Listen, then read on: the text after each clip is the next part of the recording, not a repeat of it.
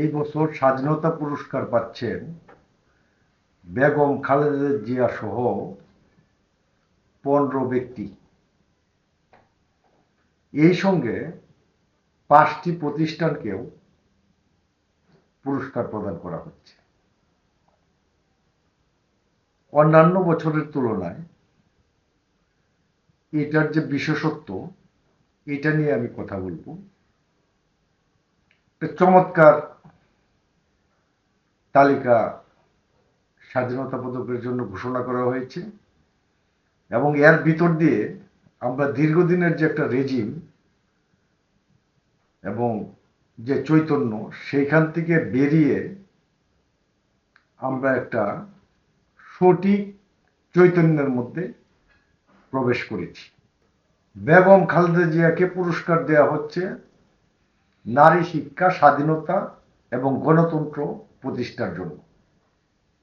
এই বিষয়টা আমার কাছে খুব ভালো লেগেছে, কারণ প্রকৃতপক্ষেই তিনি নারী শিক্ষার জন্য এবং নারীর ক্ষমতায়নের জন্য কাজ করেছিলেন এবং নারীদের শিক্ষার বিষয়ে তিনি সবসময় অগ্রণী ভূমিকা পালন করেছিলেন। এবং এই যে পদকটি, এই পদকটি অত্যন্ত সঠিক জায়গায় সরকার দিতে পেরেছে বলে আমার বিশ্বাস। তারপরে এই তালিকার মধ্যে আছে Faujdarhat cadet college, major Mohammad Abdul Jalil. এই মেজর মোহাম্মদ আব্দুল জলিল, তাকে মুক্তিযুদ্ধের উপর মরণোত্তর পুরস্কার দেওয়া হয়েছে। এই মেজর মোহাম্মদ আব্দুল জলিলকে মুক্তিযুদ্ধের উপর মরণোত্তর পুরস্কার দেওয়া হয়েছে। নিঃসন্দেহে তিনি একজন দেশপ্রেমিক মুক্তিযোদ্ধা। আপনারা যারা পড়েন নাই তারা পড়ে নিতে পারেন। শৃঙ্খলিত স্বাধীনতার নামে পরাধীনতা একটা বই আছে। এই বইটি মেজর মোহাম্মদ আব্দুল জলিল লিখেছিলেন। তিনি এই দেশের মুক্তিযুদ্ধ এবং মুক্তিযুদ্ধ পরবর্তী যে সময়ে ভারতীয় আধিপত্যবাদের বিরুদ্ধে তিনি ছিলেন প্রথম প্রতিবাদকারী এবং প্রথম গ্রেপ্তারকৃত মুক্তিযোদ্ধা। এই পুরস্কারটা তার প্রাপ্য ছিল এবং এটা অত্যন্ত ন্যায়সঙ্গত একটি কাজ করেছে।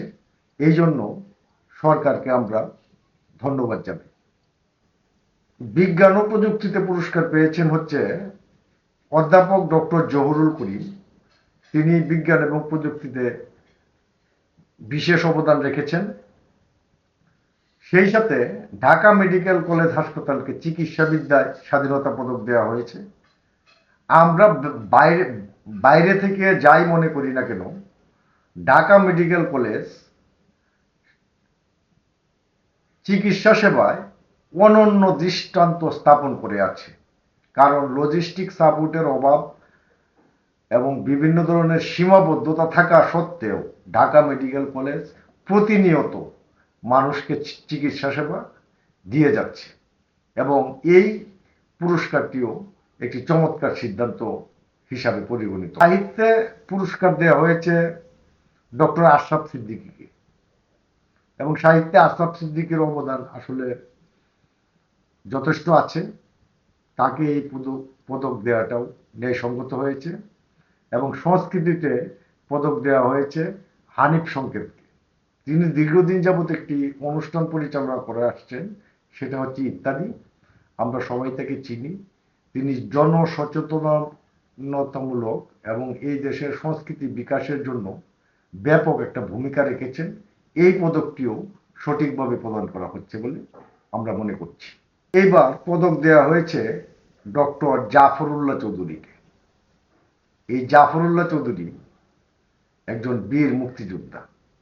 তিনি একজন সমাজসেবক, তিনি লেখক, রাজনীতিবিদ।